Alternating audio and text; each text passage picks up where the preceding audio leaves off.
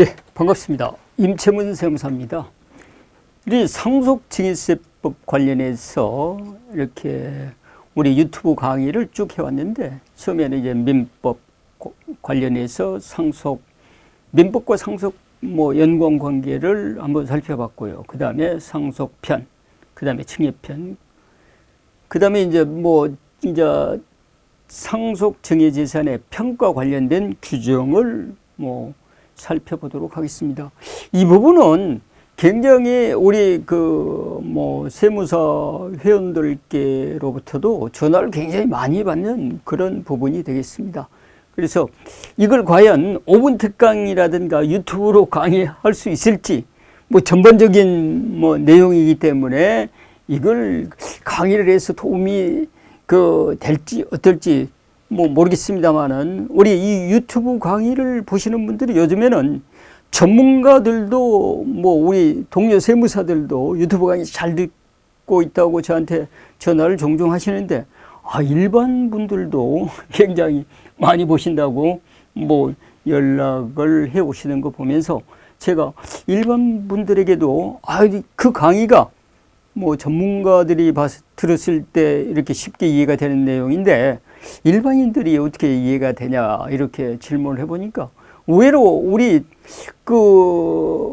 일반 상속증여 업무를 하시지 않는 전문가가 아니신 분들도 굉장히 이해를 잘하고 있다고 그렇게 말씀을 하시더라고요.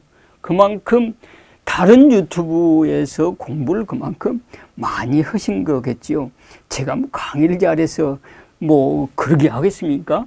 우리 그만큼 이 상속증여 업무에 대해서 관심도 많고, 또 거기에 대한 지적 노하우라든가 배우고 싶은 열망이 상당히 높아졌다, 이렇게 저는 봅니다.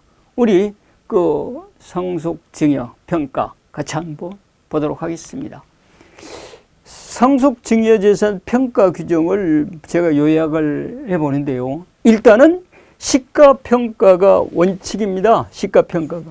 상속증여재산, 상속세나 증여세를 과세할 때 과세당국에서는 상정법 60조에 의해서 먼저 시가에 의해서 과세를 합니다. 시가라는 것은 뭐냐고 그러면, 불특정 다수인 가운데 자유로운 가운데 통상 성립된다고 인정되는 가격입니다.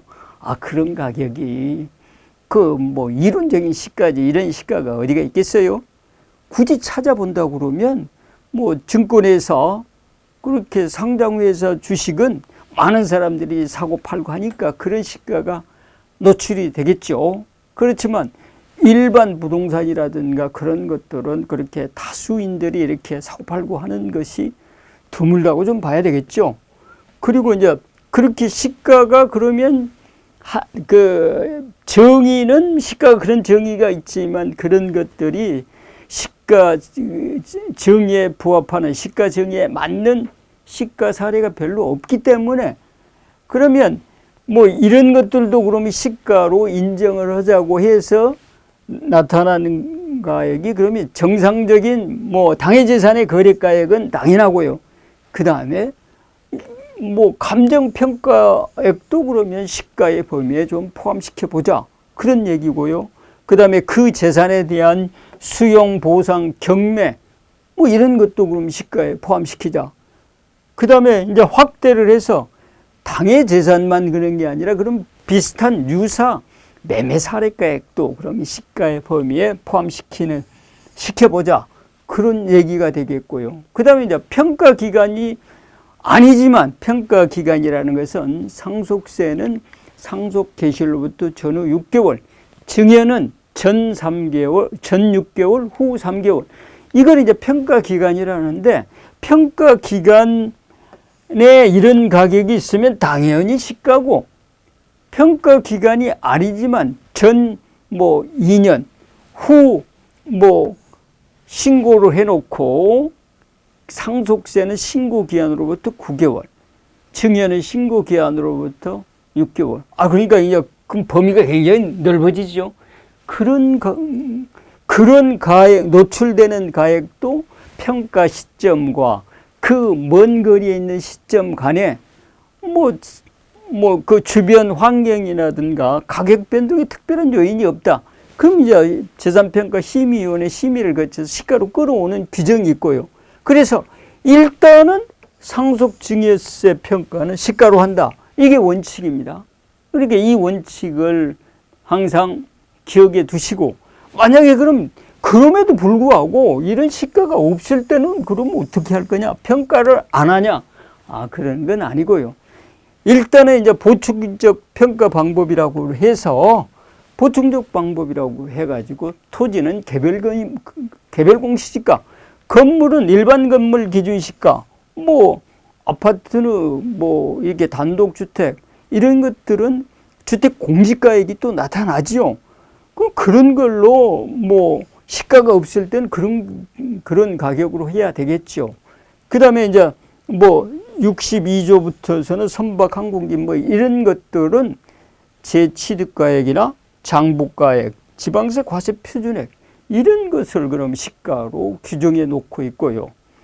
그 다음에 이제 만약에 그러면 시가가 있을 때는 시가를 우선적으로 하는데 시가가 없는데, 그럼 이제 보충적 방법으로 상가 건물 같은 경우에는 토지는 개별 공시지가, 건물은 일반 건물 기준시가로 하되, 만약에 임대를 하고 있다. 그럴 때는 임대료 환산가액으로 평가를 한 것과 이 보충적 방법으로 평가한 금액이 두 개 중에 큰 금액으로 하겠다. 그것이 이제 뭐 보충적 평가 방법의 흐름이 되겠고요. 한 장을 넘겨보시면요. 그 다음에 상증법 이제 63조에 보시면 이제 여기에 뭐 상장 주식의 평가 방법이 있고 비상장 주식 평가 방법이 있습니다. 그리고 만약에 이제 최대 주주다. 회사를 가지고 있는데 회사 주주 1인과 특수관계인이 합쳐가지고 그 회사의 주식 지분 보유율이 가장 높은 지분 비율을 보유하고 있다. 그걸 이제 최대 주주라고 하는데, 최대 주주가 자기 주식을 뭐 특수관계인에게 증여를 하거나 상속이 개시됐을 때는 그랬는데 중소기업이 아니다. 그러면 20% 할증과세를 하도록 하고 있죠. 그게 바로 이제 최대 주주 할증과세 규정이 되겠고요. 그 다음에 64조에 보시면 무채재생권의 가액이 나오는데, 여기에 이제 영권 평가라든가 이런 게 나오죠. 실무적으로 보면 법인이라든가 개인 사업을 하게 되면 우리 초과 수익력이 나온다. 정상적인 수익률보다도 훨씬 많은 이익이 발생된다. 그러면 이제 영권 평가를 해서 영업권 향후 지속 연수를 5년으로 평가를 해서 그 영업권 가액도 상속 증여가액에 포함시켜서 하고 있다. 그렇게 보시면 되고요. 그 다음에 65조 규정은 뭐냐 그러면 그 밖에 조건부 권리평가, 뭐 신탁이익이라든가 아니면 그 정기연금이라든가 종신연금이라든가 이런 거 평가 규정이 65조 규정이 있고요. 상증법 66조는 뭐냐 그러면 그럼에도 불구하고 시가로 평가를 하는 것이 원칙이고, 시가로 평가를 할 수 있는 시가나 시가로 인정된 규정이 없을 때는 보충적 방법으로 평가를 한다고 그랬죠. 보충적 평가를 하더라도 이게 그 저당권이나 담보권이 설정이 돼 있는 재산이 있을 수 있습니다. 아파트에 뭐 전세를 줬거나 아니면 아파트 담보로 해서 은행 채무가 발생됐다. 그랬을 때 그 가액이 이제 저당권 평가 특례 가액을 적용할 수가 있는데, 이건 뭐냐 그러면 시가로 평가하든 보충적 방법으로 평가하든 최소한 그 부동산이라든가 그 동산이 담보하고 있는 채권액 평가하고 그 시가나 보충적 평가 금액하고 두 개 중에 일단 큰 금액으로 평가를 하겠다는 거예요. 이건 왜 그러냐고 그러면 아파트, 이런 나대지가 있는데 이 나대지의 시가로 평가를, 보충적 방법으로 평가하는데 12억인데 은행 채무가 얼마가 있냐 그러면 은행 채무가 마이너스 15억이 있어요.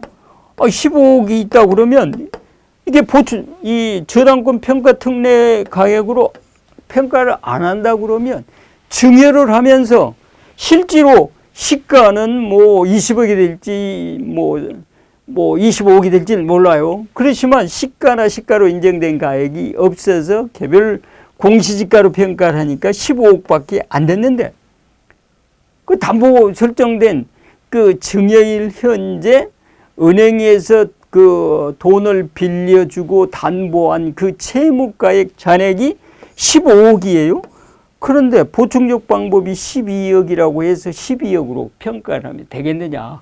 그래서 일단은 이런 경우 같으면 두 개 중에 큰 금액으로 평가한다. 그게 원칙이다. 그것이 이제 뭐냐고 그러면 평가 금액의 적용 순서는 일단 시가가 있으면 먼저 시가를 적용해요.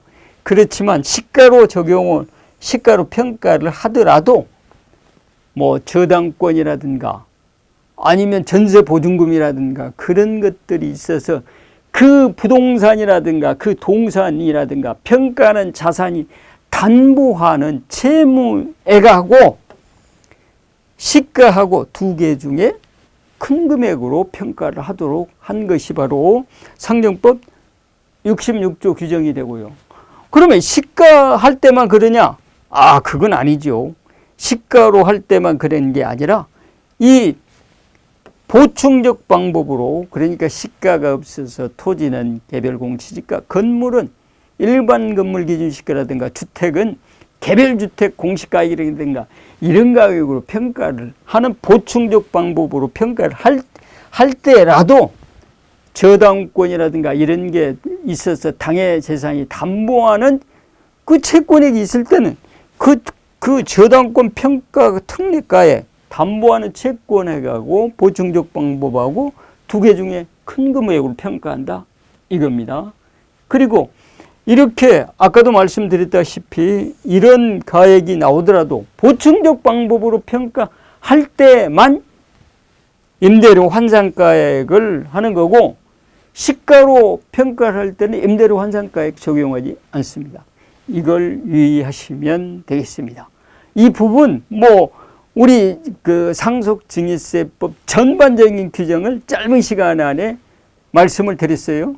그러니까 상정법상 평가 방법은 60조부터 66조까지 있는데, 물론 조문은 몇 개 안 됩니다만은 여기서 평가의 다양한 사례와 규정들이 있기 때문에 이렇게 쉽게 그냥 요약해서 간단하게 설명을 드렸지만, 이게 평가를 구체적으로 들어가 보면 굉장히 어려운 부분도 많고 또 과세 관청과 다툼이 많은 부분이 여기에는 있습니다. 그런 부분 반드시 인근 전문가하고 상의해서 상속증여 재산을 평가했으면 좋겠습니다. 감사합니다.